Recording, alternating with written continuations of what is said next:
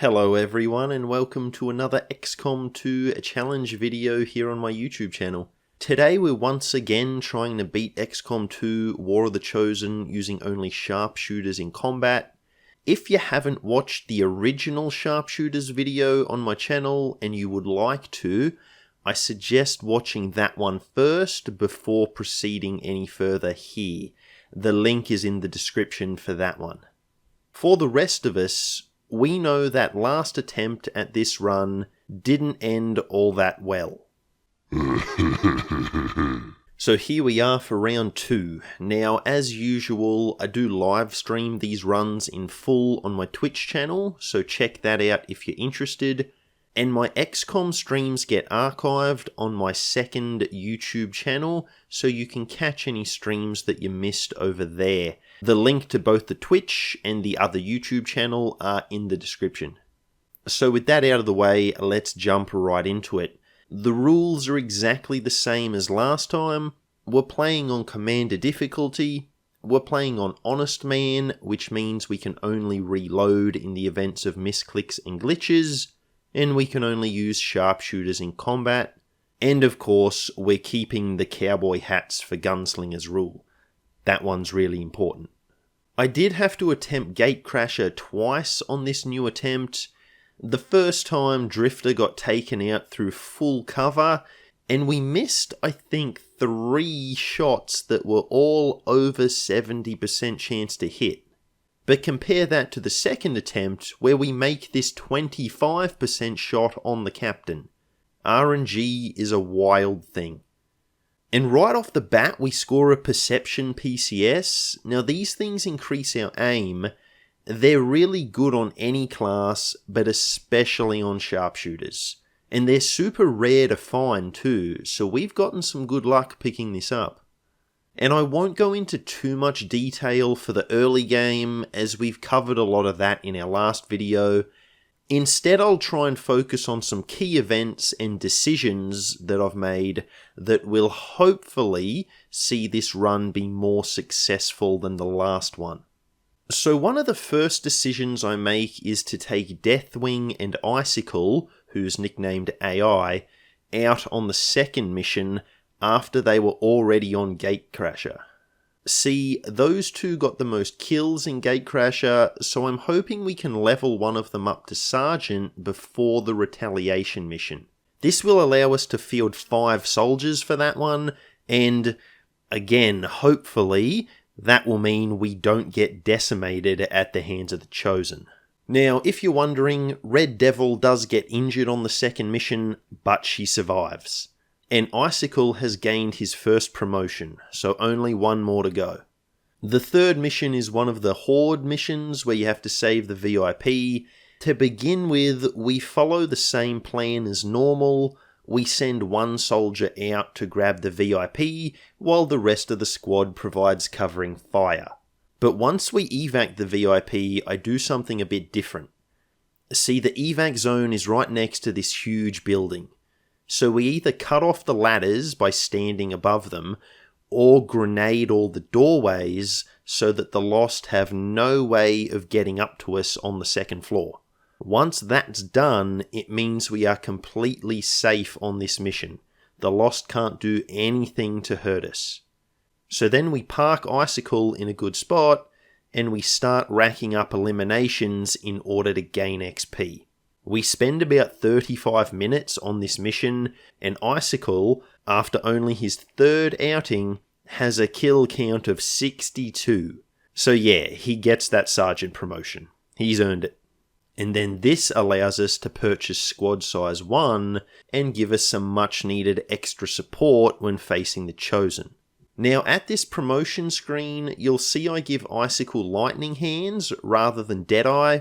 After the last run, I found Deadeye to be not that helpful, so I'm going to give lightning hands to just about everyone, regardless of if they're a sniper or gunslinger. It just gives us more versatility, and given how much repositioning is required when dealing with Chosen, we can't rely on our snipers being able to camp and just shoot. They're going to need to be mobile, and lightning hands should come in very useful in that scenario. However, something else monumental happens here. We complete a breakthrough research that adds +1 damage to our pistols. This is a game changer. They're now doing 3 to 4 damage. That means we have the potential to one-shot basic troopers with our pistol. Another way to think about this, our second weapon is basically an assault rifle that we never have to reload.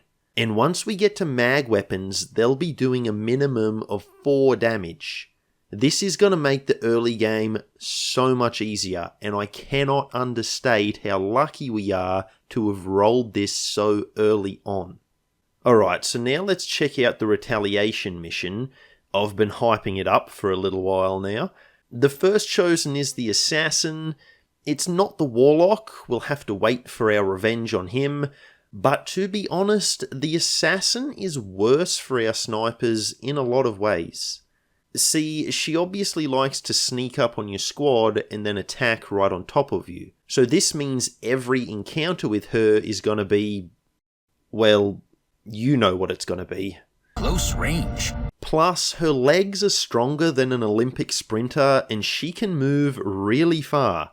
So between the close range combat and having to be very mobile to keep up with her, our sniper rifles aren't going to be much help. We're relying on pistols. But see, our problems get even worse when we look at her abilities. She has Watchful, which can see her enter Overwatch at the end of her turn. So remember what I just said about needing to be mobile while facing her? Well, this is an ability that can really punish you for being mobile.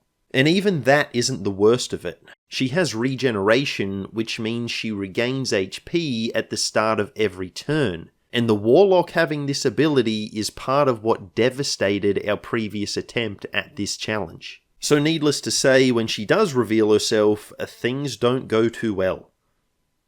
At one point, I think we have her trapped. See, she takes cover in this corner, so I move in with 4 of our troops to block off all her movement options. We even stand someone above her to cut off that direction.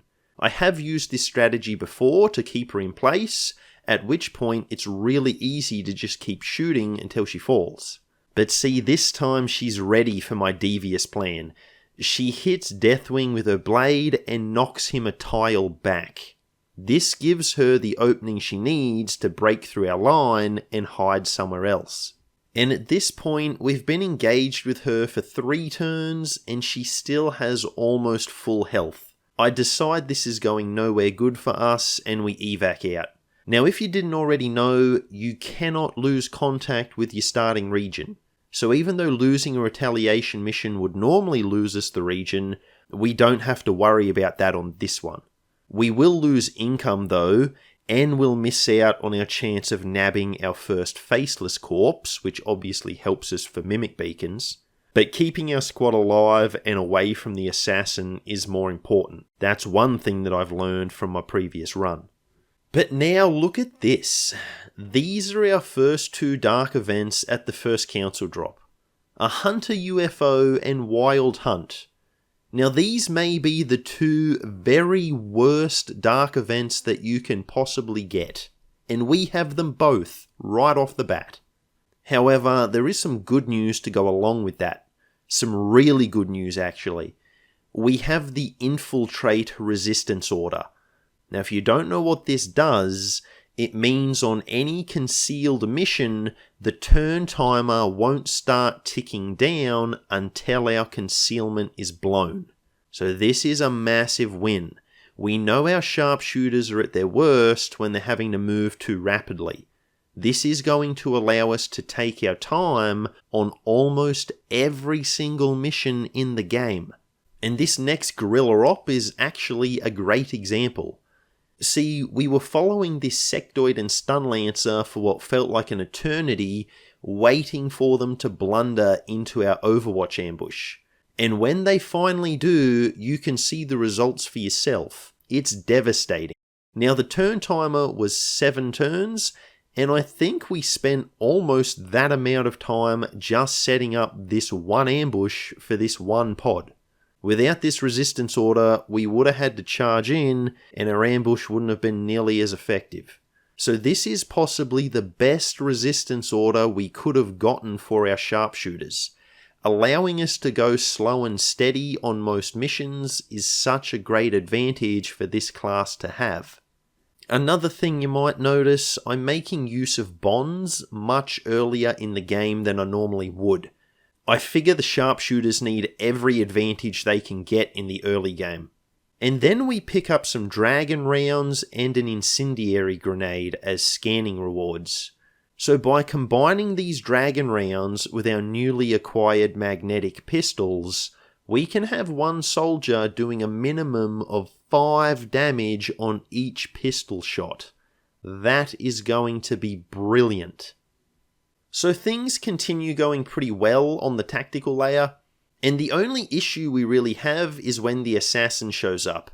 Her invisibility is quite difficult for our sharpshooters to deal with, because once again, it requires being mobile to try and locate where she is. I mean, we could build battle scanners, but we're low on funds as it is, and they weren't really that helpful last time, so I'd rather just avoid them. So instead what I choose to do is to run away from the assassin again. Now see, this one was a guerrilla op. We had already eliminated the field commander before we evac'd, so even though we failed the mission, we still stopped the dark event, and that was the most important thing for me. And it's probably good information to know if you didn't already. See, the way guerrilla ops work, they have 2 objectives most of the time. One I'll call the primary objective, and this is usually unique to the mission, like neutralizing the field commander, destroying the relay, hacking the objective, etc. The secondary objective is usually to eliminate all the enemies. Now, if you complete the primary but not the secondary objective, you'll still stop the dark event, you just won't get the mission reward. So sometimes it can be better just to run rather than risk losing your troops in a fight that you can't win. Then we have the second retaliation mission. I'm still adopting a slow and steady approach, and this results in the resistance operatives seemingly doing more damage to Advent than we do. We're not in any danger of losing our soldiers, but we may lose too many civilians because we're not engaging the enemies quick enough. This would cause us to fail the mission. But again, this is a price that I'm happy to pay to keep our soldiers safe. But it actually doesn't happen, and we still win anyway. I have to be honest here, we spent the majority of our time slowly creeping through the map, leaving the fighting up to the resistant soldiers. This victory really doesn't feel earned, but you know me, I'm gonna take it anyway. However, do you remember that Hunter UFO dark event that I was talking about earlier? Well, that UFO has found us. So we have a base defense mission before we've even done the black site. I think this is a first for me. And my fingers were actually trembling on this mission. If we lose, it's another failed run. It's really high stakes. Like, you automatically fail the campaign if you lose this mission. And we're probably going to have to do this mission twice this run, assuming we can survive this one, of course. This is brutal. But we do have a few things working in our favour. We have Predator armour and Gauss rifles by this stage, plus I had been expecting this mission to activate, so I made sure the top soldiers weren't sent out on any covert ops, and I avoided sending them out too much so that we could keep their will levels decently high. So our top level soldiers are in fighting form and they're ready. As ready as they can be anyway. Another thing we have is Icicle. This guy is only a lieutenant and he already has 102 aim. That perception PCS we picked up in the first mission is coming in pretty handy. I also equip all the weapon mods we have, and I make sure to deploy bonded squad mates as that action point sharing may come in useful. We cannot afford to lose this mission, so I'm throwing everything in our arsenal at Advent. Alright, so let's hit it. We race over to this cliffside. I'm planning to climb up there on our next turn. Now this seems like a good idea to me. We haven't activated any enemies, and the high ground on our next turn should serve us really well, giving us those aim buffs. Now that is until Pyrotechnic is sent out as a reinforcement. I move him up to the rest of the group. I figure it will be safe since everyone else already moved there and we didn't activate. But see, the thing that I failed to consider is that the rest of the squad moved there last turn, not this turn. So the enemies have had a chance to move as well. Now they're closer than what they were, and when we move Pyrotechnic, we activate a Viper and a mech. So that idea wasn't so good, but I have another good idea. Let's blow up the Viper's cover with a grenade to make it easier to hit. Sounds like a logical enough plan, right? It makes sense, yeah? Well, see, the problem is the tree that it was hiding behind was actually blocking our line of sight on a pod of sectoids. So destroying it means we now have 3 angry naked men active on the field as well. Now I could charge out to waste them with our pistols, but I caught a glimpse of a Berserker further back, and I don't want to risk activating that thing. So that basically means we have to fight these guys without repositioning our soldiers. And because we're so clustered together, a poison from the Viper or missiles from the mech could be devastating on our sharpshooters. So we have to take those 2 enemies down at a bare minimum no matter what.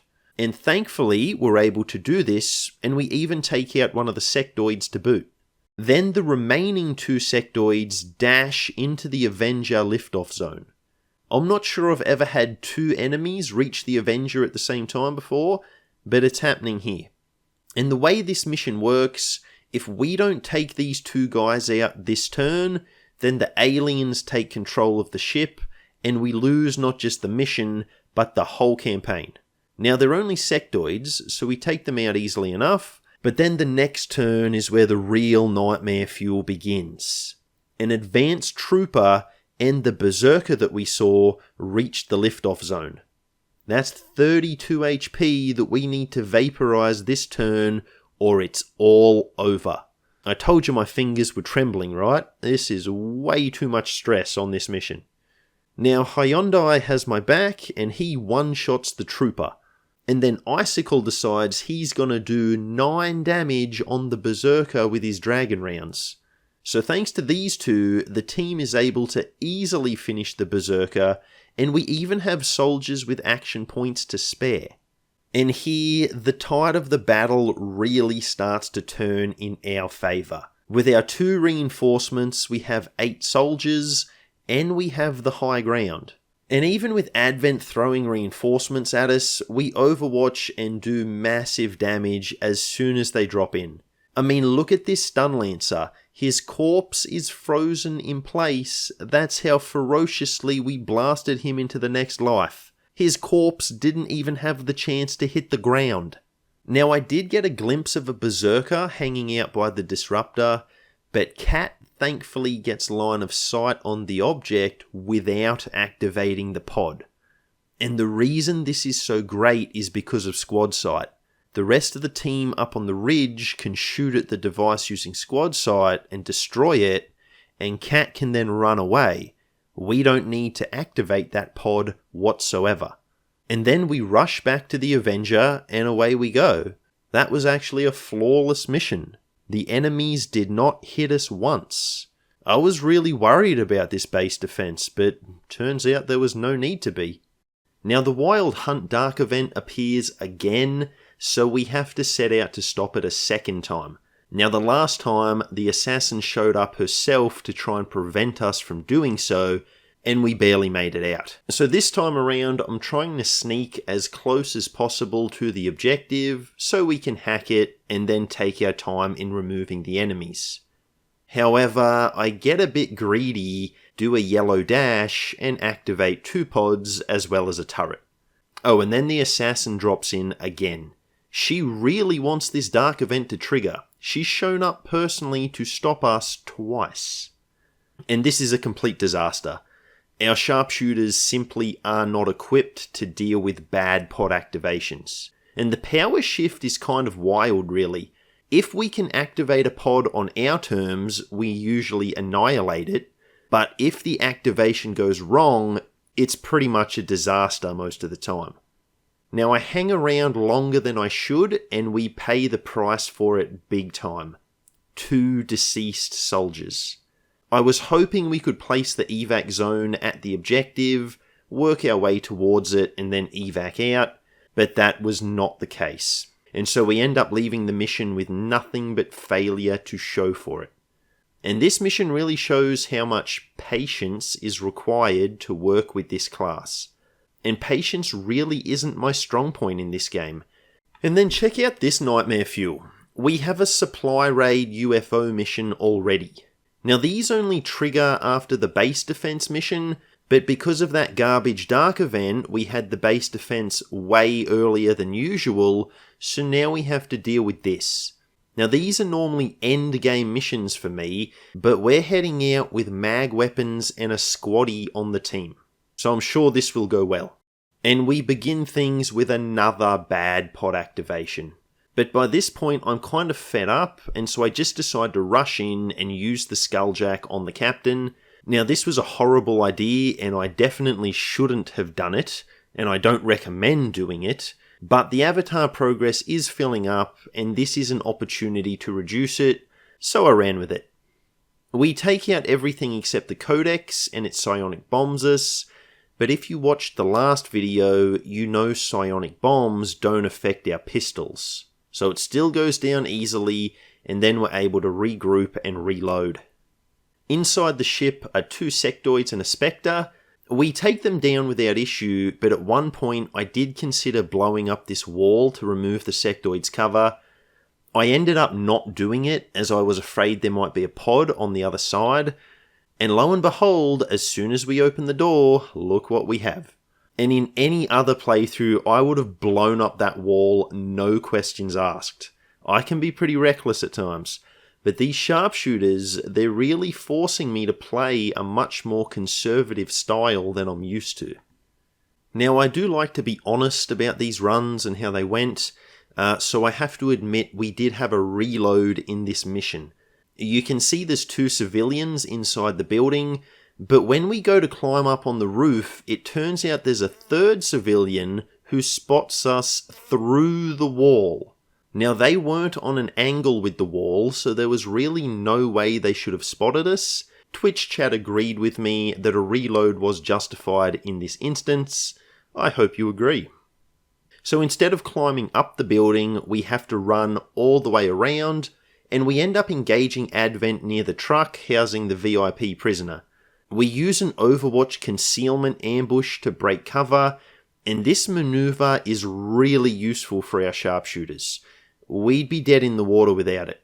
I am so thankful that we scored that infiltrate resistance card, as it makes setting up these ambushes a much more viable strategy than it would have been otherwise. And the battle goes fine because we activated it well, and we even stick around to take out the reinforcements just so that we can farm some XP. And also, despite Wild Hunt activating, we still haven't run into the assassin a single time. I mean, I'm glad she hasn't shown her face, but it is a little bit suspicious. And then we have this Guerrilla op with the surgical sitrep. That means we can only take 3 soldiers onto the field.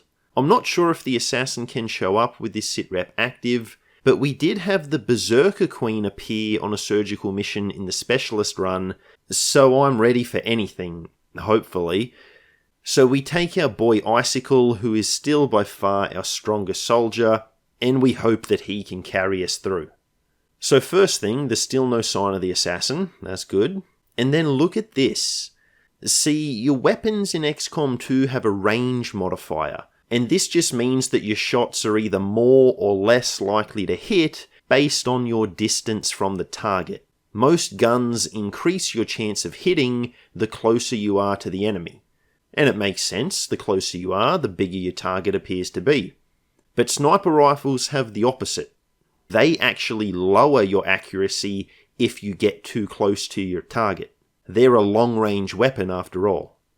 So Icicle should have no chance of hitting this trooper with his rifle at almost point blank range, but his aim is so high it's a 96% chance to hit regardless. This guy is just a monstrosity, and I'm glad that he's on our side. And the mission actually goes off without a hitch. 3 sharpshooters stomped all over Advent, and again it was just a matter of slow and steady wins the race. But things are not so great on the strategic layer.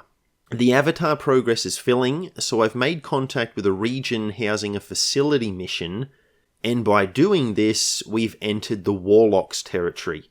The same Warlock who literally ended our run last time. And we have a retaliation mission, and the Warlock's gonna be there. The Chosen always show up on the first mission in their territory. Well, mostly. There are some exceptions, as we're about to see.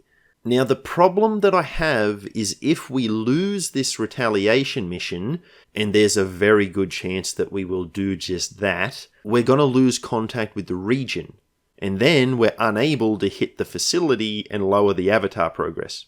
So I decide on a pretty risky strategy. We're going to hit the facility first, and then we'll do the retaliation mission straight after. Now, doing 2 missions in a row like this is going to deplete the will of our soldiers, but my thinking is this. Once the facility is gone, it doesn't matter if we lose contact with the region. So we can just take the retaliation mission nice and slow, and evac out if it goes sideways. Alright, so let's go with the facility mission. And even though this is our first mission on the Warlock's turf, he's nowhere to be seen. And this is because the Berserker Queen is on this mission instead. You'll never have a Chosen and Ruler show up at the same time. So we've been given a reprieve from the Great Talky One, but in his place we have something even worse that we're going to have to deal with. I try for an Overwatch ambush activation. It has been serving us really well so far, but this time it goes wrong when the Queen enters the line of sight. We can't move without blowing concealment anyway, so we have no choice but to activate the ambush with 2 pods and the Queen all to deal with at the same time. And here I'm calling shenanigans on this game. Deathwing connects with a squad sight shot on the Queen and she gets a reaction turn. Now Deathwing is beyond her line of sight, and the rulers were nerfed in War of the Chosen to only react when they could see the action you were performing. She cannot see Deathwing, so she should not get a turn. But she does, and she messes up both Drifter and Pyrotechnic. And the damage Drifter has taken here actually sees him fall to gunfire from a trooper on the enemy turn. Our Drifty boy is gone. I was really looking forward to putting a bullet in the Warlock's brain with Drifter, but it's not to be, not on this run. And there's not even a double up in the recruitment pool. He's just gone. This one did hurt a bit. Eventually we're able to drive the Queen away, but she still has 59 HP, so we're in for a tough fight the next time we see her as well. Now the team is banged up, but the rest of the group has made it out alive, and we've bought ourselves a reprieve from the Avatar project. But no rest for the Sharpshooter, I guess, as we now have a retaliation mission to deal with. And we don't have too many high-level soldiers available because they all just got injured on that facility mission. So we'll have to make do with what we have, and away we go. I see a roof that I want to set up on, but we're immediately faced with a Berserker. Now instantly this is feeling way too similar to that assassin retaliation mission from the last Sharpshooter run. However, there is a key difference here. This time the Berserker has run away from us instead of towards us. I guess she was eyeing off a civilian? I don't know. Anyway, I place an evac zone on the roof and then we head up there. I was just afraid I might activate another pod on the other side of the building, so wanted an escape plan just in case. And this is another example of how conservatively I'm playing on this run. The building is good for helping us deal with the first pod, but as the mission progresses, the Warlock spectral zombies blow up most of the building and most of the roof that we were on, so we have to abandon it. And speaking of the Warlock, his strengths are Shogun, all-seeing, and soul stealer. Now soul stealer isn't a great one. It allows him to regain HP when nearby enemies take damage. Well, hold on, is that his enemies or our enemies? I guess his enemies, it must be. Oh well, we'll find out, whatever. His weakness, meanwhile, is shell-shocked, so he's going to take extra damage from explosions. This is a pretty good weakness for him to have. I'll just have to remember to stock up on grenades whenever we're entering his territory. So we take out all the enemies. Well, there is still one faceless out there somewhere, but more or less all of them. And then I place 4 of our snipers in this little tower that we found. I use a low-level soldier who isn't based on any viewers' characters as bait, and I pair him up with KJ to go and find the Warlock. Now it takes forever to find him, but we finally do. He's a long way away, so our snipers are having a hard time hitting him with squad sight. That is until a missed shot destroys his cover. Then he's toast. And we take out the final faceless, but yeah, old Warlock man couldn't do anything to us. We smoked him in a single turn. It was just a matter of being able to set up a good trap and then luring him into it. But it did take a really long time. Over 35 minutes for this mission. This is a grueling challenge for me. I'm being forced to play in a radically different style than what is my usual. And now, speaking of traps, here's a really obvious one. Only 7 enemies, you say, game. Well, between Wild Hunt and the Berserker Queen still being out there somewhere, I'm pretty certain something horrifying is waiting for us on this map. And it's a sewer map to boot. Well, they're always really good for our snipers, aren't they? There is one positive though. This is a rescue VIP mission that doesn't have a turn timer. So we can take our time, which is going to help a lot. So I bring the same low-level guy from the retaliation mission to act as a meat shield. I also bring another low-level soldier, and she's going to be a meat shield too. My basic plan is to use these 2 as meat shields for the rest of the squad when we do run into that something horrifying that's out there. And I'm not even going to name these people. They're just Meat Shield 1 and Meat Shield 2. And Killer Cookie's comment in the chat here really cracked me up. Now what can I say? I have a pretty dark sense of humour. Anyway, we send Meat Shield 2 to meet her end. Sorry, no, that's not right. We send her to scout the area for us. Meanwhile, I've set up the rest of the squad on high ground, and the plan is for Meat Shield to lead whatever menace is out there back to our Overwatch camp. And while she's scouting, we get a glimpse of the Queen. Now obviously that's bad, but in some ways it's good. Her presence here means we don't have to worry about the assassin dropping in, so we at least know what we're dealing with now. Now Meat Shield 2 is scouting for so long that Advent gets bored and actually patrols into our Overwatch trap of their own accord. We wipe them out, but another pod comes to join the fun, and at the same time the Queen blunders past. I was horrified here. I thought we'd once again be facing her with an active pod. But she just kind of stops, I guess. She doesn't activate. I have no idea how she didn't see Meat Shield 2 there, but I'm taking this one, as I always do. So once the pod is dealt with, we have to go and wake up the Queen. I really don't want to, but sometimes doing things we don't want is part of life. And when I say we, I mean Meat Shield 2.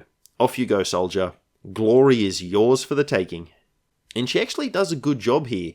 Once we've taken care of the accompanying Muton, we have Meat Shield 2 stand at the ladder leading up, so the Queen will have to go the long way around to get to us. But the Queen decides she doesn't want to do that, and instead she just stands at the base of the ladder.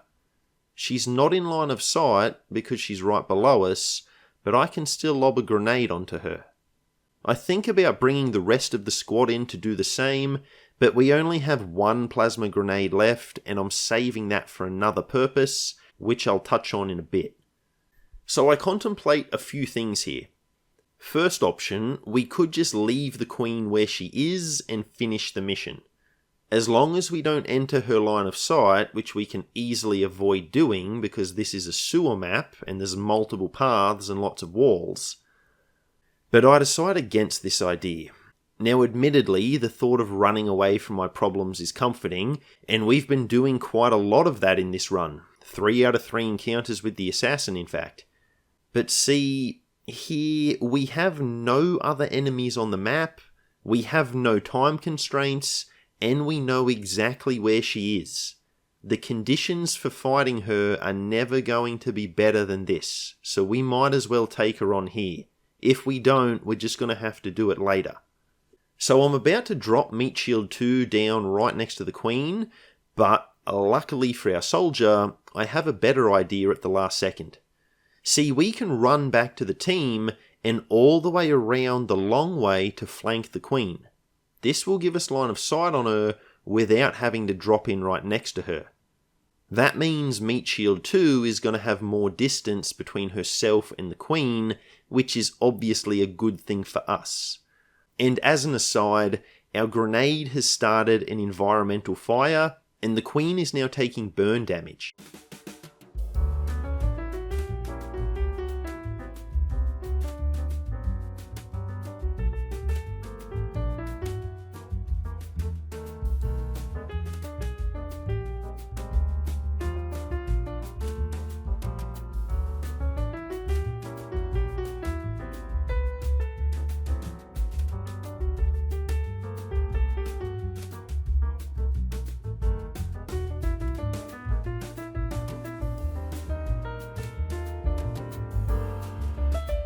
So my plan is a good one in theory, at least I think it is, but it ends up making no difference in practice. The Queen catches Meat Shield 2 and knocks her unconscious in a single blow. Ouch. Alright, Meat Shield 1, off you go. And while Meat Shield 1 is heading to his doom, to complete his task that we've assigned him, I use the rest of the squad to block off the ladders leading up to us. The Queen can't just jump up to higher platforms, she needs a way of climbing up. And blocking those means can result in her spending time running around trying to find a way up, rather than attacking your soldiers, which is obviously good for us. Now there are some ladders still available to her, but they're going to force her to cross this little bridge. And when she does, I'm planning on using that final grenade to blow her back down to ground level. Now here, Meat Shield 1 is able to use a flashbang from beyond line of sight. This really hurts the Queen since it restricts her movement a significant amount. She's a melee only attacker, so anything you can do to slow her advance is in your favour. And we inflict such massive damage to her as she hobbles towards us that she actually flees before launching any further attacks. And even though she escaped, she only has 15 HP left, so she should be reasonably easy to deal with the next time we see her. So yeah, we've dealt with the Queen and we took barely any damage doing it. But it has taken 35 minutes of real time, and we haven't even finished the mission yet. By the time we get to the VIP, defend from the reinforcements and evac out, the mission has gone over 45 minutes. So while it may look easy in the video, it took a lot of planning and setting up to have this mission go as well as it did. And every mission is like that in this run. You have to be super meticulous every single time. Now I will point out that we did carry Meat Shield 2 out of the battlefield, so she's alive, and Meat Shield 1 even gets a promotion. That's pretty good, you might even get to have a name soon. Oh, and our VIP reward, I have to share this with you. Meet Dr. Bob. Liam Leeson, eat your heart out, brother. I know I feel safer having this man working on our flight systems. Now, our slow and steady playstyle has manifested itself on the strategic layer too. I've barely made contact with any regions as I'm trying to put off activating additional chosen for as long as possible. They really gave us a hard time in the last campaign, so I'd like to avoid them as much as we can. I mean, I know we just wrecked the Warlock, but that was literally a once-off in 2 separate campaigns combined. so I'm not counting my luck that that's going to be a regular occurrence. And this lack of expansion has resulted in us being really broke. See, you gain more supplies from the resistance drops if you have more territories in your network. And here, I can't even build a mimic beacon, and not because we're short on faceless corpses, we've got enough of those, but because we're short on supplies. And to top it off, the black market has disappeared due to a dark event, so we can't even sell stuff to make up for our deficit. But that's okay, we can live with that, especially because we have something amazing happen here.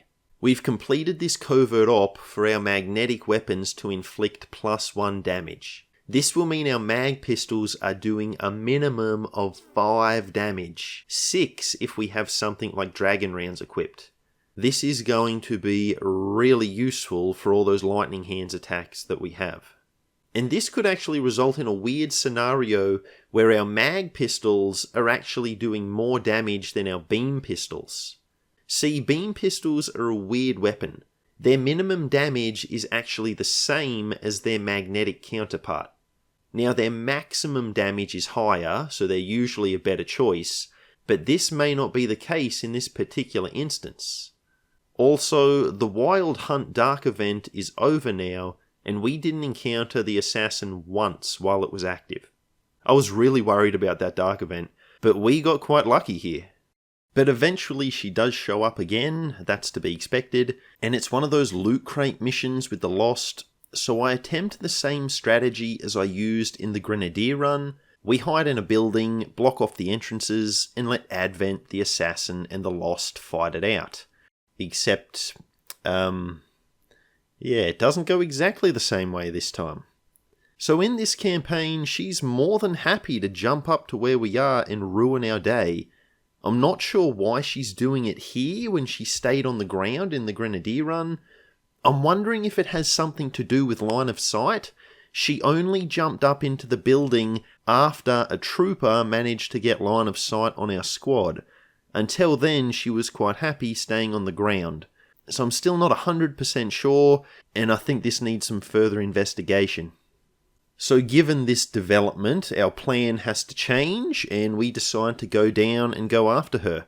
Now we're almost able to take her down, but she just hangs on. And the problem with this map is that she can run away into a building, and it's very difficult for us to catch her. Now that alone wouldn't be a huge problem, but she's regenerating health every turn. So the longer it takes us to reach her, the more difficult the battle becomes. And here I decide we're taking way too much damage, and we need to evac out. Now because we picked up a couple of the loot crates, the mission actually still counts as a success.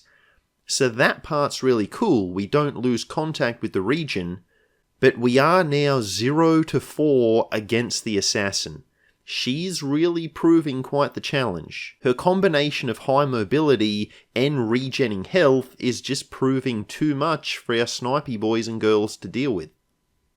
But truth be told, whenever the assassin isn't around, we do really well on the tactical layer. The combination of all our troops having lightning hands, in addition to the +2 damage our pistols are doing, has given us the edge that we needed. And not to mention we also have a mimic beacon now, so that's helping out quite a bit too. Then look at this mission. We have the scout sitrep, so we can see all the enemies on the map at all times. This is a really good sitrep. And if you're wondering, because it's the first thing that I thought of, unfortunately, no, this sitrep does not combo with squad sight. I was hoping we'd be able to just shoot the device we have to destroy from anywhere on the map, but sadly we do still need someone with regular line of sight on it. And this sitrep gives us the ability to view the Berserker Queen, and yes, she's back after her last 2 defeats. And it's really weird, once we've taken out the device, she starts making a beeline for us. It's like she knows exactly where we are. Now we can see her coming obviously, so she falls pretty easily to Overwatch, and it's actually the 3 mutons she's accompanied by that I'm more worried about than her. And I just don't know why there's 3. Last time we saw her, she only had one with her, so I would have thought she would have two in this mission. Whatever, it doesn't matter, we take the mutons out before they can act anyway. Now, it's not all perfect though. Like here, where Deathwing is on this roof with this Andromedon, we can't throw the Mimic Beacon high enough to help him out. We are able to flashbang the Andromedon, but it's still able to punch Deathwing. It destroys the roof around them and sends both of them crashing to the ground below. This thing has no regard for its own safety. And this took Deathwing from full health, 11 HP, to 0 health. Now luckily he's only bleeding out, he's not finished. We are able to stabilise him with a medikit and then carry him to the evac zone. So overall, things are pretty good despite a few hiccups here and there.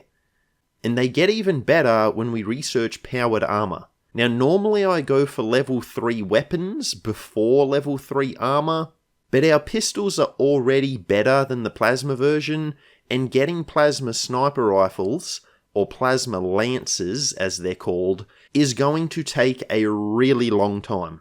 On the other hand, we have a resistance order that makes armor projects in the Proving Ground complete instantly. This means we can pump out Wraith suits and War suits as we need them really quickly. Instantly, in fact. So in this case, I figured getting the armor first would actually be more useful to us. And we also have the Rage armor thanks to the Berserker Queen's generous donation of her lifeless corpse.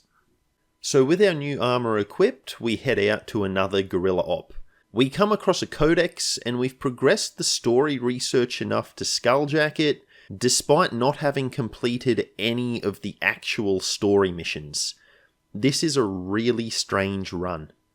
So we hit the codex and it spawns an avatar. We frostbomb it to prevent teleportation and then connect with a few shots, but it does just survive.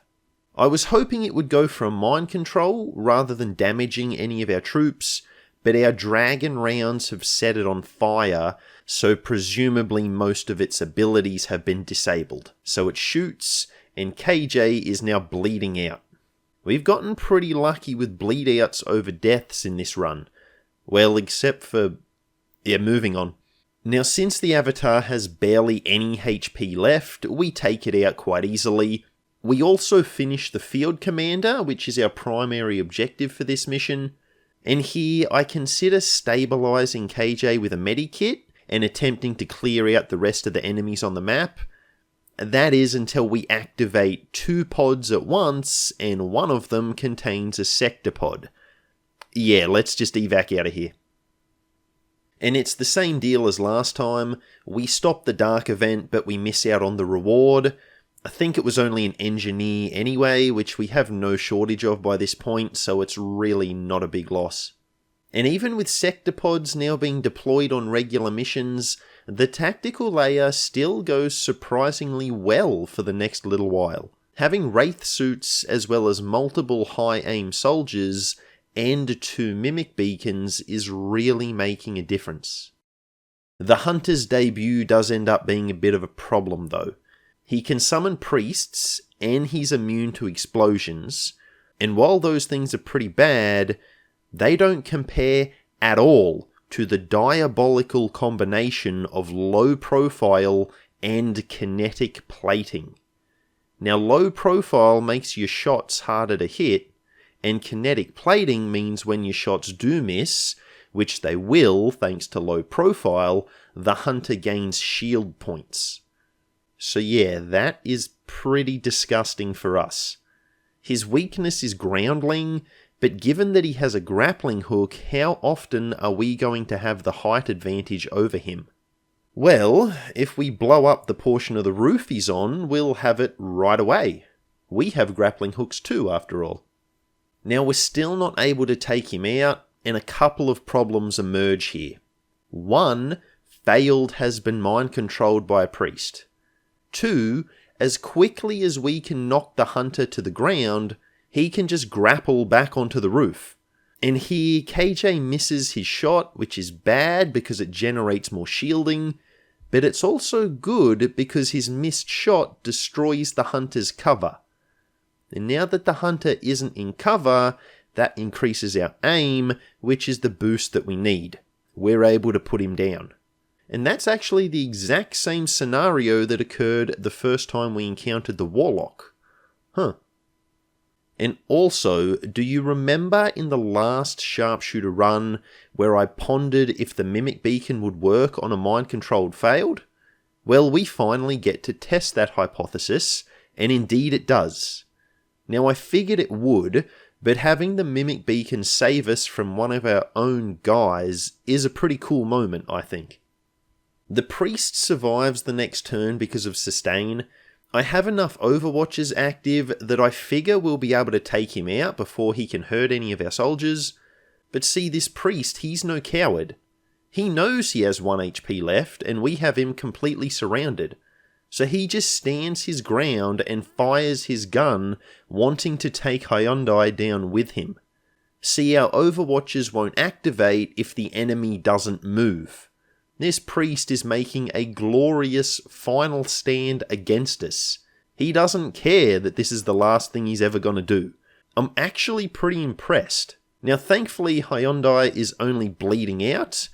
Yep, that's someone else who was saved via bleed out.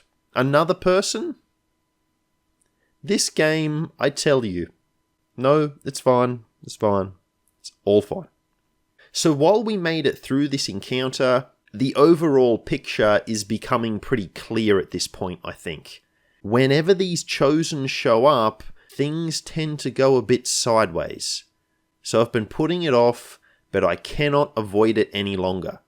The assassin has almost reached max level, so we need to finish her off for good, or she's going to launch an Avenger assault mission. And like I said earlier, we're 0 to 4 against this woman. She has stomped us into the dirt every time our sharpshooters have gone up against her. So yeah, I'm pretty hesitant. The last run was ended by one of these Stronghold missions, and we have no evidence to suggest that we can even stand against the assassin, let alone beat her. But like I said, we have to do it. I finished scanning for the Insider Knowledge Continental bonus. This increases the effects of our weapon mods. Then we load out the squad with the best weapon mods, armor, and utility items we can. We even have some battle scanners to help reveal the assassin when she's hidden. And it's time. We can do this.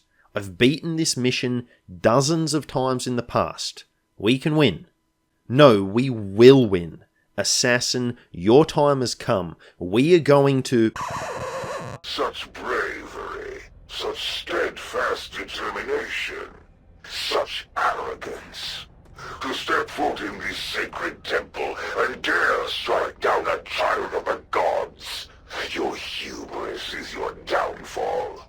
What? What is this? My tormentor. Why is he here?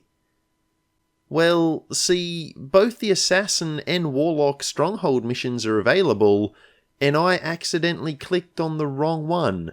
We've gone to the Warlock's base instead of the Assassin's. So this probably isn't what people imagine when I use the term misclick. I mean, normally a misclick puts us on the square next to the one we wanted, not sends us to a completely different country. But technically this does fit the definition of misclick. I clicked on the wrong mission, so a reload is in order. So we have to re-equip all the armor, all the weapon mods, all the utility items, and then head out a second time. Like I was saying, your time has come, Assassin. It's over for you. We take things super slowly in the first section. Failed has the Phantom ability, so he serves as our scout, and I make sure not to place him near any closed doors to avoid a repeat of the last Sharpshooter run.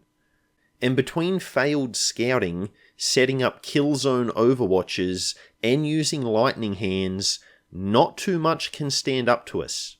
And moving slowly has the added benefit that by the time we run into the next pod, most of our abilities have usually cooled down and are ready to be used again. So after stomping through the first area, it's then time for the final chamber. And this is the part that has me worried. I have to admit my confidence has been shaken because of the previous campaign. But here we do have a few advantages that we didn't have last time.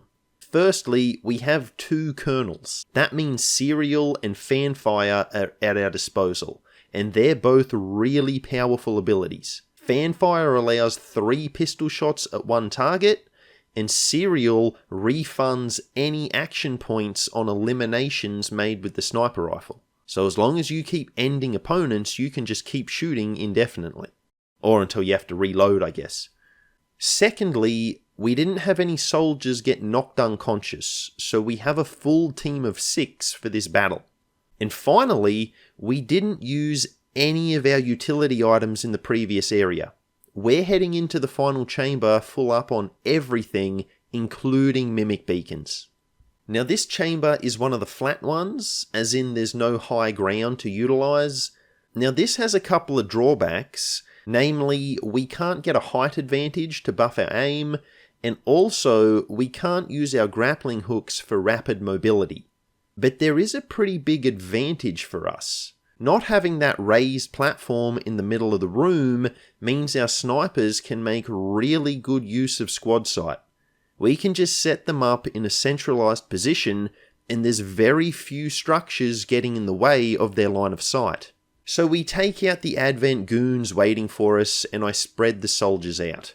Finding the assassin once she's here could be a problem, so we need to be able to cover a lot of ground very quickly.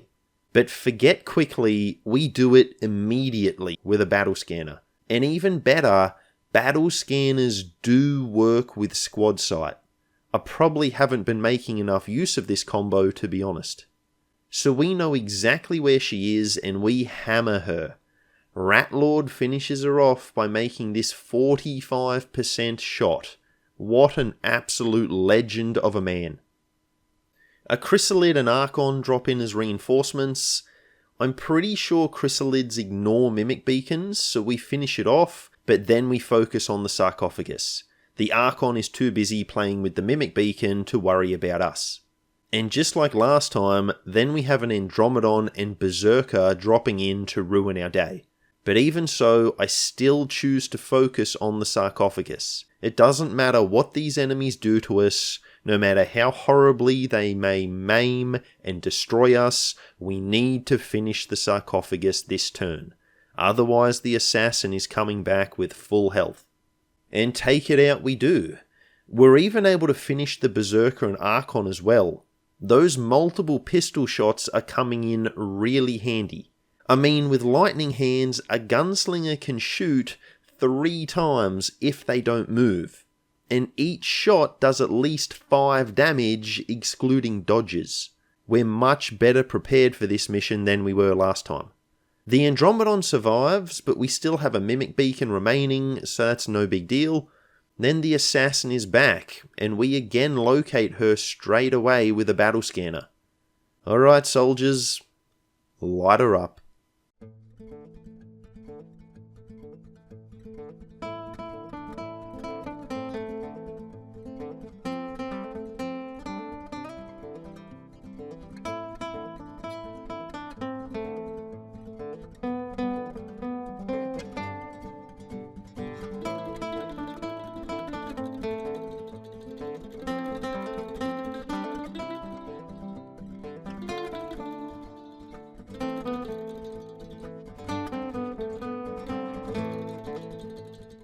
So that was much better than last time.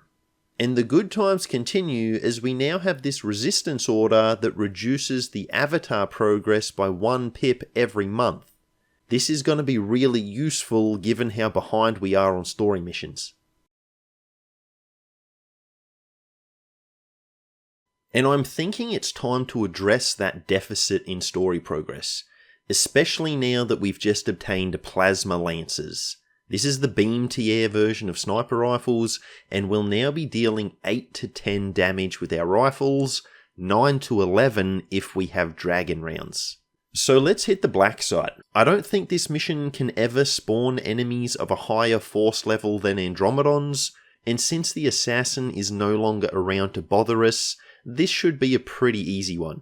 And speaking of Andromedons, we have one, once again, that ignores the mimic beacon to fall back to this other pod. Now this other pod also has an Andromedon, so now we've got two to deal with.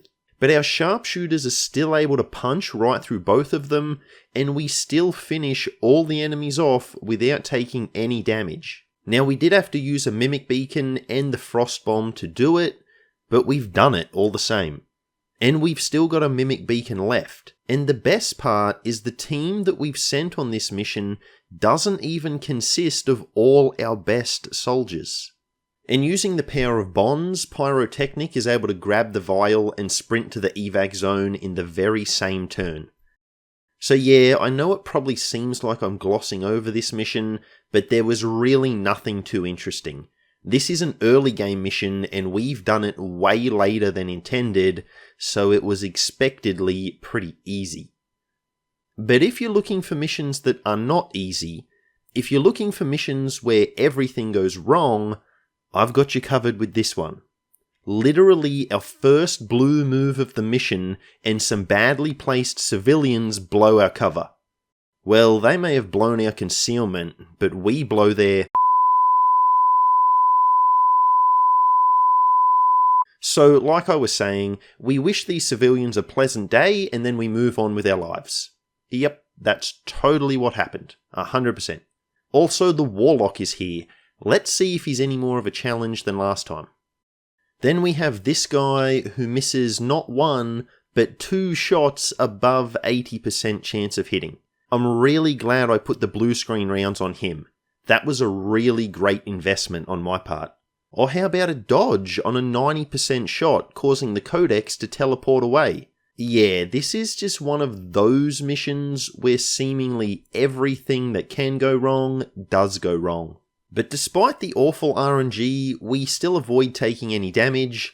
Between our mimic beacons, using dual strike with our bonded soldiers, and being able to shoot multiple times with gunslingers, we're dealing enough damage that we can power through the game's shenanigans and still come out ahead. And when that starts happening, it's generally a sign that you've eclipsed the aliens and their days of tormenting you are pretty much done. But let's see how we go with the Warlock. Well, he very foolishly takes cover next to a car, so that, combined with his weakness to explosions, sees him take big damage. And after enough shots, he's down. So we had some pretty silly things happen on that mission, but we dominated all the same. And now we get some good luck with a covert op to boost our Plasma Lance damage output by 1. This means 9 to 11 damage from these bad boys, and again, 10 to 12 if we equip Dragon Rounds. That is huge. With our power boost in tow, I decide to hit the Warlock Stronghold. Progress on this campaign has been really slow, so we need to start smashing out some of these story missions and wrap this one up. The first pod is a weird one, an Andromedon and 3 sectoids. Now the sectoids are a joke as Icicle activates Serial and he just takes them all out single-handedly. But the Andromedon is a bit more of a problem. See, it's taken cover around this corner, it's out of our line of sight, so we're going to have to move to shoot it. And there's no useful spots to grapple to either, so our sniper rifles are out for this one. And with its 4 points of armor, our pistols, even with all their buffs, still may only do a single point of damage per shot. So we need to shred this thing. I use the Rage Strike attack from the Berserker Queen armor to do big shred damage. And I don't think I've mentioned it before, but we have the Resistance Order that adds +1 to our shred attacks. This is a really useful ability, and I highly recommend you take it when you can. This tanky boy has gone from 4 points of armor to 1.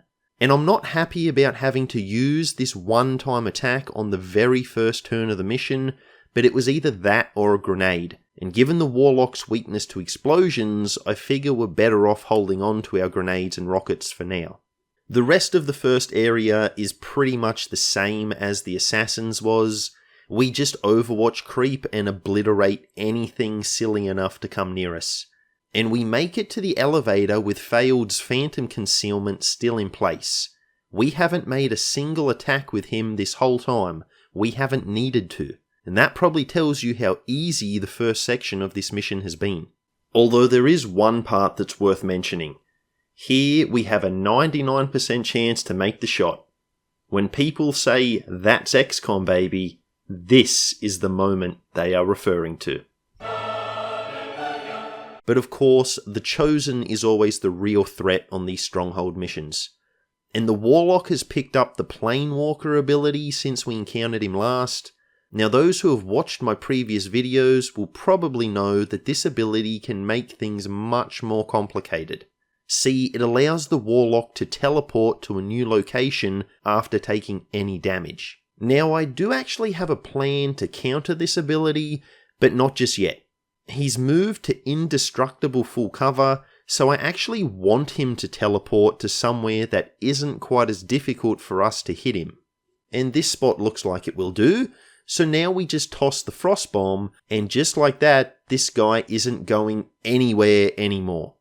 On most boss type enemies, Sectopods, Gatekeepers, Avatars, and Chosen to be exact, the Frost Bomb isn't very good at stopping them during their turn. It only removes one action point instead of disabling them for the whole turn like it does to regular enemies. But for preventing teleportation, this item is invaluable. Whether Chosen or Avatar, it will let you lock your enemy down for your turn so you can attack without fear of them teleporting away. The reinforcements are a Chrysalid and an Andromedon. We do the usual thing of taking out the Chrysalid and then focusing on the sarcophagus. The Andromedon we can simply distract with a Mimic Beacon, it's not really a threat to us. And then the Warlock returns with a mere 50% HP. Now we can't Frostbomb him this time because we only had one and we've used it, but he has so little HP and we have soldiers with such high aim that it really doesn't matter. Also, Fanfire is really good at countering teleportation too. You'll get to make all 3 shots before the enemy moves away. So yeah, with all these things in mind, the Warlock is toast.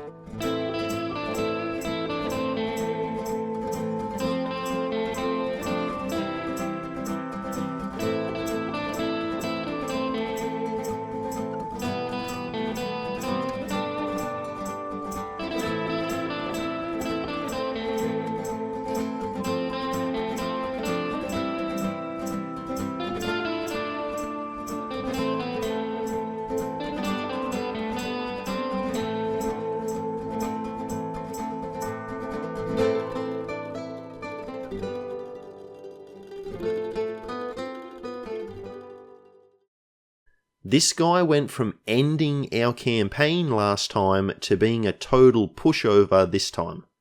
Our redemption has been achieved. And with the Warlock no longer in the picture, we're free to hit the Psionic Gate without worry. Well, without too much worry at least. My strat for the Chrysalids is just the usual use of battle scanners with some medikits in case things go sideways. Nothing special for our Sharpshooters here. The mission does show you where the Chrysalids burrow, but the locations are just really confusing on this one, and I end up wasting most of our battle scanners on places that have no Chrysalids. This has the compounded effect of us getting swarmed with burrowed Chrysalids later, since we're then short on battle scanners and we can't scout properly. Now I say swarmed, but it's only 2 that manage to hit us, and look at this ridiculousness. See, Leeson is holding a medikit and he gets attacked by the Chrysalid. I thought the medikit was supposed to make him immune to Chrysalid poison, but apparently that's not the case. No, instead he's still poisoned, it just makes him immune to taking damage from the poison.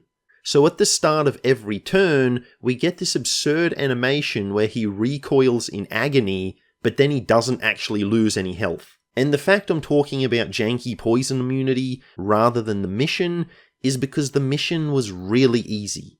We've actually already encountered a couple of Gatekeepers on regular missions, so taking this one out is no big deal for us. And here the big man Hyundai reaches Colonel level. Now he's only the 3rd one to do it, even though we are incredibly deep into the late game. Sharpshooters level up really slowly. like ungodly slowly.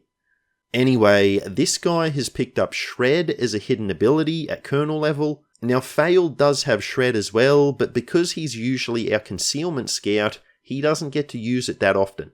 Now having Shred on a designated sniper like Hyundai is huge, and it will lessen our reliance on grenades. That's going to free up our utility spots for other items like mimic beacons and special ammunition. I want to hit the Forge mission, but I want to take out the Hunter first. No point in having an extra encounter with him if we don't need to.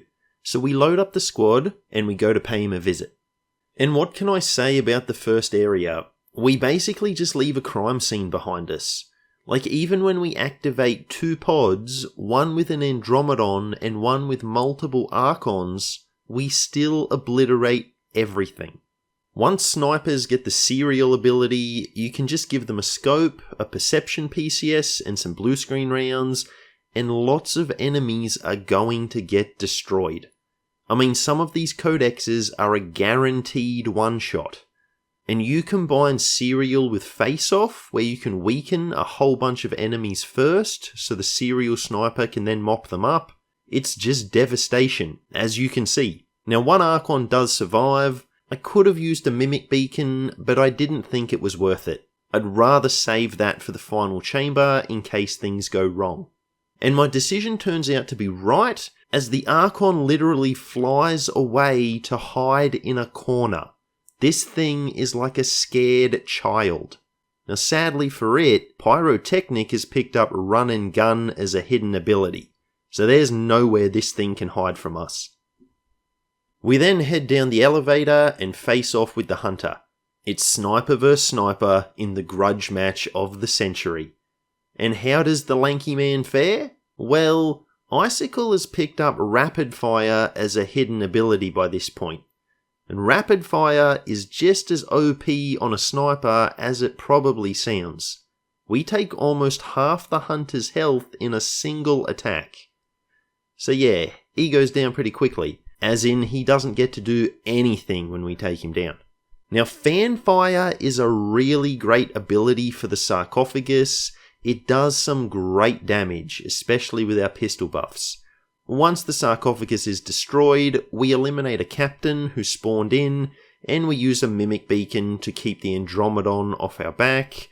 That was the other reinforcement that came in.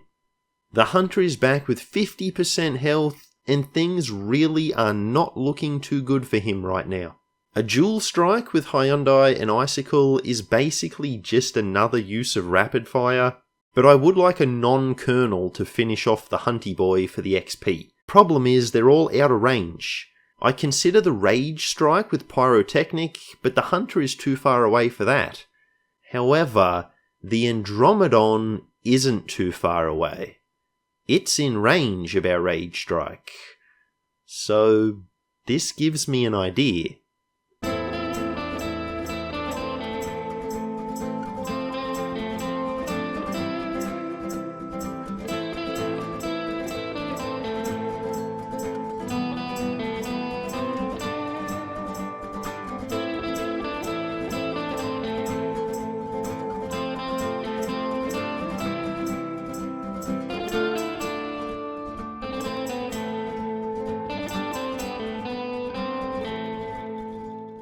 So yeah, no more Hunter for us.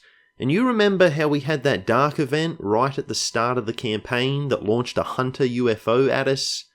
Well, now we have the story one that activates after you beat the black site. So in a wonderful turn of events, it looks like we're going to have to do this mission again. And that's just great. That is just what I need Oh. Okay, never mind. We evaded it. I don't think I've ever had that happen before. Awesome. Alright, so no UFOs or Chosen to worry about. Forge mission time. And we've researched the Hunter's weapons by this point, and this is monumental for us. He has two weapons. The first one is a sniper rifle. I think it's called the Dark Lance.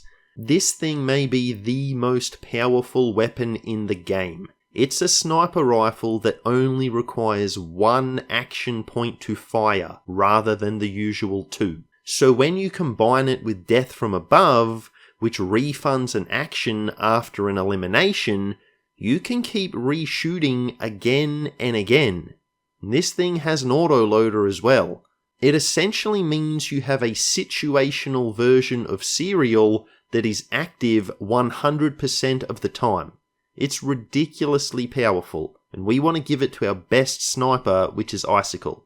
Now, Icicle isn't healthy for this mission, so he'll have to sit this one out, but once he's back in fighting form, things are going to go very badly for Advent. Now, the second weapon that the Hunter has is also amazing. I believe it's called the Dark Claw, and it's a pistol. This thing ignores armor. It's like having even better AP rounds always equipped.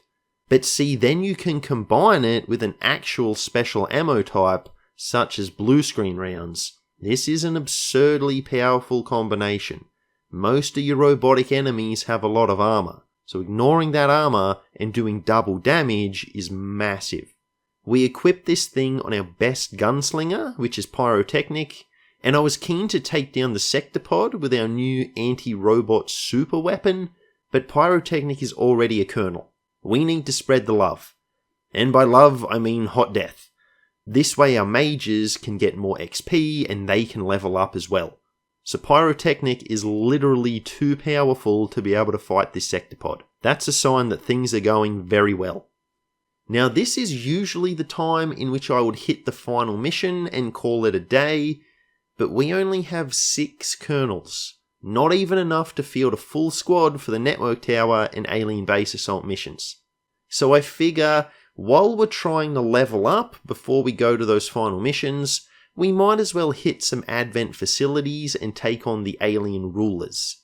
The Archon King's armor in particular, I would really like to have. This could give one of our snipers some much needed mobility in that final chamber on the final mission. Regular viewers will have seen in some runs, the aliens entering on certain sides of the room can really cause problems. Having a sniper that can use a free action to teleport to basically anywhere on the map will be incredibly useful. So let's go get him. Well, unfortunately, this facility is housing the Viper King. That's not the ruler we're after. I mean, his armor is good, but it's not too much of an improvement over our Wraith suits. It has a freeze ability, and that's good, but I really doubt that we're going to need it given how powerful our soldiers have become. And to demonstrate my point on power, we annihilate the king on this very mission. He doesn't get to attack us a single time or even flee for his life. We basically just look at him and he drops. So we have to get to the facility housing the final ruler, as that one has to be the Archon King, but we need to wait a bit since we have to make contact with the region that the facility is in before we can attack it. And while we're waiting, a couple of amazing things happen. We get improved beam weapons, giving them +1 damage. This means we can finally upgrade our pistols to beam level. Now, their minimum damage won't actually change, but their maximum damage will increase. We also complete a covert op that lets us attach 3 weapon mods to our sniper rifles. And the combination of a scope, autoloader, and expanded mag can be devastating on your high aim snipers. Combine it with Serial or Killzone and they can just shoot all day long. Also, a bit of a weird quirk here. I've equipped the Serpent armor on Hyundai, he's our second best sniper. Now this has removed his helmet for some reason, and it didn't remove it when I first equipped the armor. But the next time I went to look at him in the barracks, his helmet was gone. And it was a skirmisher helmet too. Because we don't have a skirmisher in the barracks, that helmet isn't available in our customization options. I can't just put it back on him, it's not there anymore. So I actually end up recruiting and then immediately dismissing a skirmisher later on, just so we can get this helmet back. But for the next mission, if you're wondering why his helmet changed, which I know that most of you probably weren't, that is the reason why. So next facility, let's get this Archon King, and there's honestly not that much to say. We wreck him as well, despite his over 100 HP. And I should say here, a huge part of the reason we're so strong is failed. Combining his phantom ability to scout with the sniper's long watch ability can be devastating. This challenge would be much more difficult without these hidden extra abilities. I mean, it's been difficult enough, so I'm not complaining. Oh, and you want to see something dumb? Shooting a ruler from beyond line of sight triggers a reaction turn. Hitting them with a heavy weapon like a Shredstorm cannon from beyond line of sight does not. Don't understand the logic there. Anyway, the king does narrowly escape. I realised seconds after he did it that I could have used Long Watch with the sniper boys and potentially prevented his retreat. But it's fine, he doesn't have much HP, so he should be pretty easy to deal with when we see him again. But before that, we have to send our B team out on a guerrilla op. I really don't care about this mission at all, but we have to deploy in order to find that Archon King. Now this is the first mission since we encountered him, so he won't be on this one. The first mission after a ruler encounter, they have a 0% chance to spawn. With each mission that passes, that chance gradually increases until it reaches 100%. But see, I was feeling impatient, and because I didn't really care about the mission, I'm playing very recklessly. So recklessly, in fact, that I blow concealment and activate 2 pods plus some turrets when 4 of our soldiers are out of moves. And before you ask, yes, amongst those 4 soldiers were both team members who were carrying mimic beacons. This is terrible. And what happens next is the beatdown that you would expect. There's way too many enemies, and even for our Colonel level Deathwing, they're too much. He falls to 2 Archons, so Deathwing is gone, and it is super rare that I lose Colonels in this game. I was just growing impatient, and that made me do something really silly, and sadly Deathwing is the one who paid the price for my error. So we evac out. I probably could come back from this situation, given we still have 2 Mimic Beacons to use, but I honestly just don't care about this mission that much. Oh, and listen to what Red Devil has to say as we attempt to bring Deathwing's corpse in from the cold. Maybe we should leave him. They were bondmates too. This is absolutely savage. I guess they don't call her Red Devil for nothing. And there's no Deathwing clone in the recruitment pool either, so he's proper gone.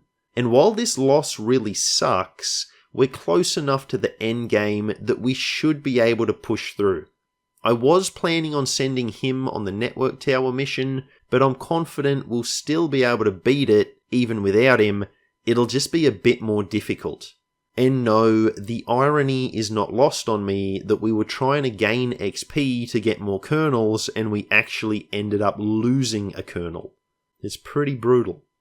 On the next mission, the king is back. He only has 12 HP, and the aim stat of our sniper duo, Icicle and Hyundai, is through the roof, so he goes down like it was nothing. So that means it's time to make a suit out of his corpse and wrap this one up. Now we're still fielding a couple of mages on the network tower mission. It's taking too long to get kernels, and I've just given up on that idea by this point. These sharpshooters just level up way too slowly. So we're just going to go with what we have, and I think we'll still be able to win. Now, due to our lack of kernels, I play the network tower a lot more slow and conservative than I normally would. We don't want a Deathwing repeat on our hands. The first pod we activate is an Andromedon and a Codex.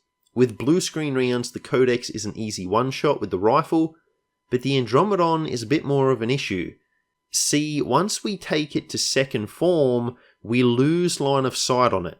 It's now hiding behind the full cover that it was using just a moment ago.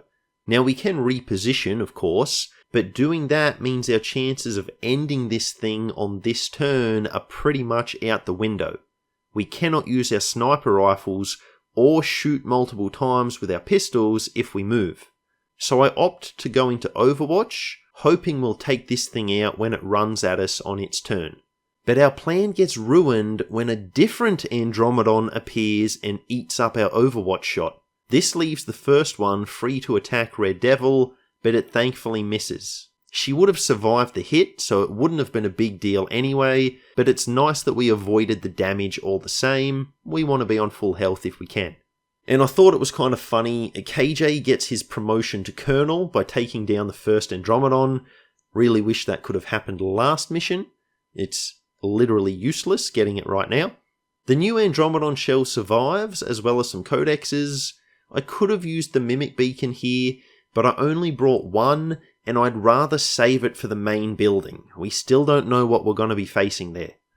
And here, Leeson does take a punch from the shell. He tanks through it though, and we're okay. So it's taken a little while, but now that the enemies are dealt with, we can finally regroup and head inside the building. Oh. They've raised the bridge. Okay, we'll go the long way around. That's fine. But while we're heading over to the opposite entrance, the final pod of 2 Archons and a Spectre activates. Now we're kind of stuck in the middle of nowhere here without much good cover, but despite their large health pools, we wipe this pod out in a single turn. We didn't need that Mimic Beacon after all. And now we can thankfully hurry to the objective and wrap this one up.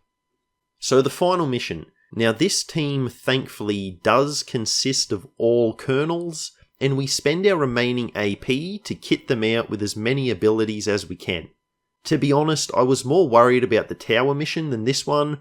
This squad is really powerful. I would not want to be an Advent soldier on this mission. So usual rules apply. The commander's avatar cannot be used in combat. He's not a sharpshooter, so he's only allowed to observe.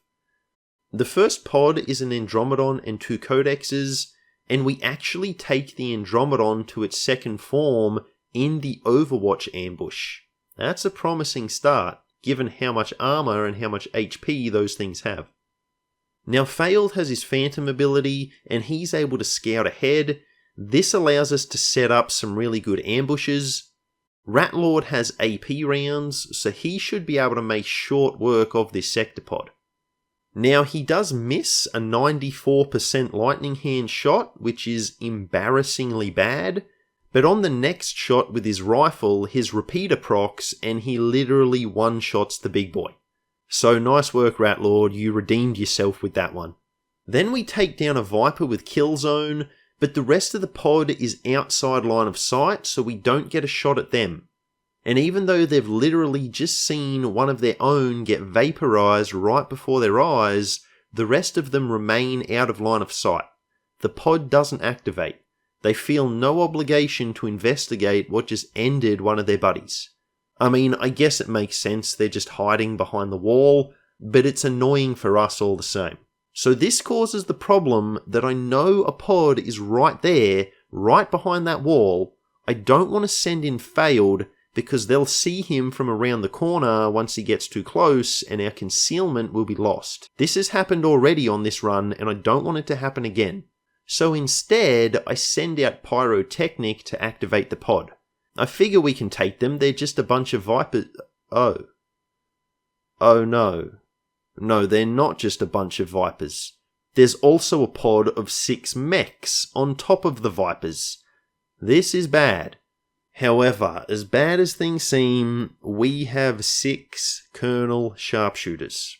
Now Hyundai still has his blue screen rounds, so I send him forward. Thanks to our bond, Icicle can give him another action point, and he can fire his rifle even after moving. And to be honest, I really don't know what to say about the display that you're about to witness. I guess just enjoy it. I know I certainly did.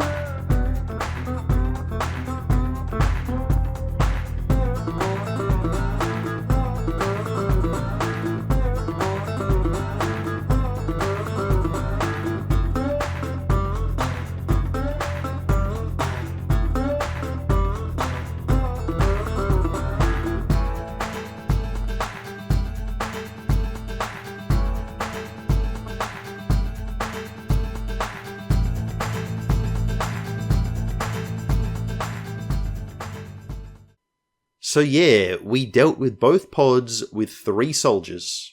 And I could have done it with 2, I just wanted to save Hyundai having to reload, so I figured I'd use a pistol shot with Cat instead. The next pod is also a pretty lousy activation, as most of our team is a fair distance away. And check this out, this Muton panics at the sight of the rage suit and runs towards us, blowing Failed's concealment. Now, I would have thought a panicked soldier would run away from the thing that has just overwhelmed them with existential dread. But apparently not. Apparently XCOM is gonna XCOM. I end up using a Shredstorm cannon here. I would have preferred not to, but it's our first utility item of the mission that we've used, so we can probably spare it. And here, I need to confess that in my previous Sharpshooter video, I think I undervalued the Shadowkeeper a little bit. See, it's true it does give you the ability to make a kill shot that will put you back into concealment. But what I had forgotten is that this shot actually has a 100% chance to hit. That's not a bad little bonus to have. You can only use it once per mission, but in a clutch situation, could be very useful. Now I still think the Shadowkeeper is the worst of the Alien Ruler weapons, but it's definitely not a bad item by any means. So now Failed is back in concealment, and that should come in handy for the final chamber if we can avoid losing it again. We mow down a pot of stun lances, but in all the commotion, I seem to have blown up the pipe I would have used to climb onto the roof. And I guess I should talk about this roof now, it's been in a lot of videos. Generally I like to climb up on the right side of the building, that's the right side as we're approaching the building, because the pipe to climb up onto the roof is on our side of the structure. The left side of the building is more risky since the pipe is on the alien side. I mean, I guess it's technically all the alien side, we're inside their base, but hopefully you know what I mean. The pipe on the left is not on the side that you approach the building from, so you're more likely to run into bad guys before you can get to the roof if you go up on the left side. But here we just went where we had to go to get line of sight on Advent, so we've ended up on the left hand side. That's just the way it's gone. Our 2 snipers can still climb up easily enough thanks to their ruler armor, and to be honest that's all we really need. It's not too important that the gunslingers are up here as well. We activate the Gatekeeper pod with a long watch, and here the Gatekeeper does something I've never seen before. Upon activation, it randomly opens its shell. I didn't even think this was possible, and I have no idea why it has done this, but we will take advantage with a blue screen shredding shot all the same. And there's not too much else to say about this pod.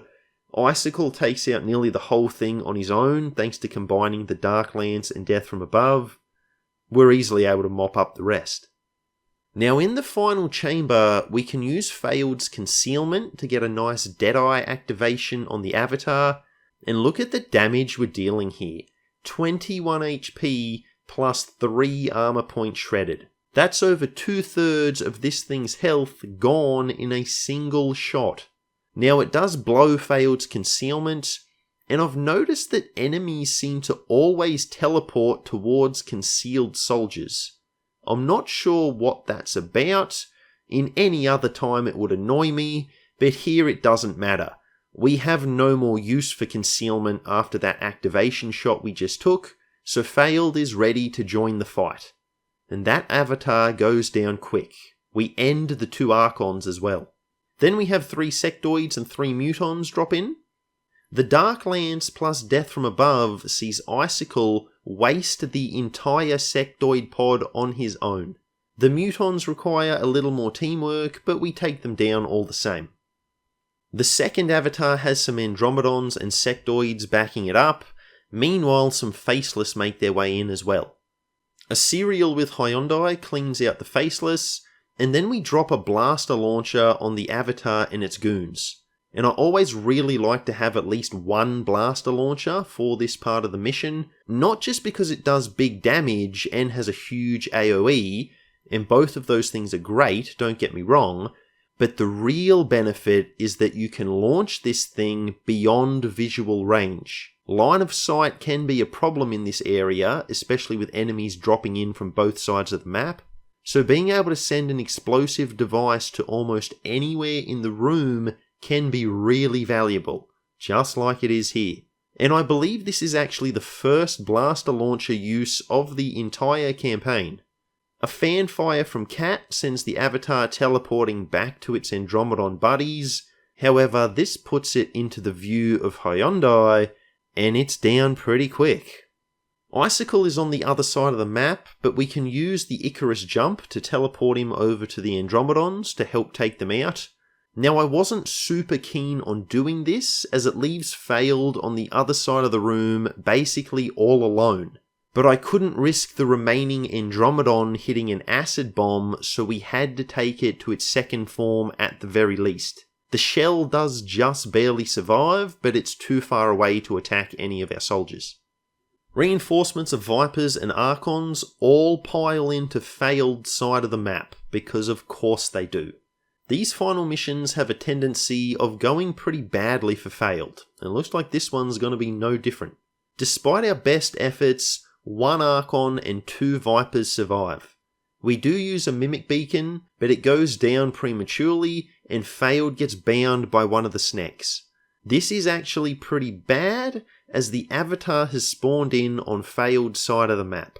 I wanted to use his Shredstorm cannon on that thing, but we have to free him before we can do that, and the rest of the squad is still pretty far away. We try hitting the Viper with Cat, but no luck. It was only a 51% chance to hit, so no surprises that we couldn't do it. But then Ratlord makes the 79% shot, and Failed is now loose. Let him have it, my man. Then a run and gun plus fanfire combo from Pyrotechnic, and this final avatar is in trouble. Our moment is at hand, good people. After all the pain and suffering I've endured with these sharpshooters, it's finally time to end this. And just to put an exclamation mark on it, we use Icarus jump again to land right next to the avatar. A pistol to the face, and it's over. After a failed campaign and a bitterly difficult early to mid game, we've finally done it. My own character has always made it to the end of these runs, but he was taken out twice attempting this challenge. But now redemption is finally at hand. So yes, you can indeed beat XCOM 2 War of the Chosen with only sharpshooters, and it feels really good to say that. And really, I don't know what else to say. This was by far the hardest challenge in this series. This run really just made me dislike sharpshooters. If I never have to play with them again, it'll be too soon. Now I say that kind of jokingly, kind of not jokingly, but this really was a brutal run. If we hadn't obtained both the bonus damage on our pistols and the resistance order that made the turn timer only count down after concealment was blown, I'm not sure we would have ever won this campaign. We might have just tried again and again and failed again and again. Getting those bonuses early on gave us a massive leg up that we really did need. XCOM 2 is a game that wants you to be fast, hard-hitting, and aggressive. And our sharpshooters just are not built for that. I mean, I know in the late game they basically become gods of death, but up until then, it is a real slog. So, whatever, good riddance sharpshooters, on to bigger and brighter things for me. Oh yeah, that's right, we still have psionics to do. I guess my pain is only just beginning then.